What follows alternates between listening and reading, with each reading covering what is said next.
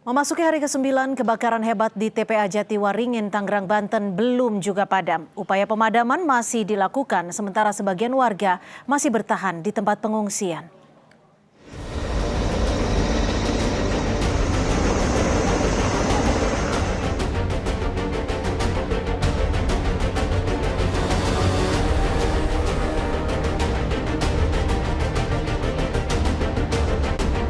Kepulan asap pekat dan ancaman gas metana masih terus menyelimuti wilayah Kecamatan Mauk, Tangerang, Banten akibat kebakaran besar yang melanda tempat pembuangan akhir TPA Jatiwaringin.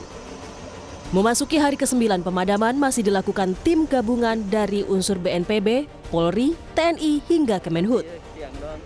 Tak hanya pemadaman di darat, 3 helikopter waterbombing juga dikerahkan untuk menjangkau area yang sulit dilakukan.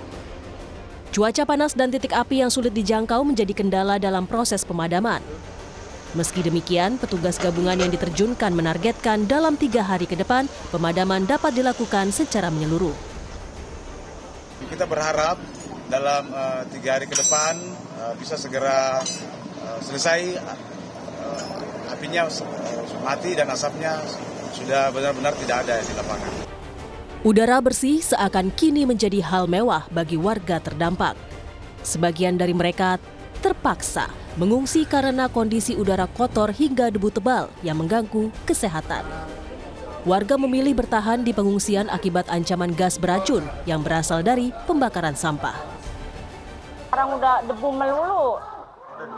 Ya, debu yang kayak pasir itu loh. Asapnya nggak setebal kemarin. Cuman Ibu belum pulang saja ya? Belum boleh pulang sama Pak Lurah, soalnya masih bahaya. Katanya si asap itu mengandung gas beracun. Tapi ada gejala nggak Bu, kayak batu apa? Iya, Ada? radang. Oh, radang. Tapi udah... Kayak mata perih gitu.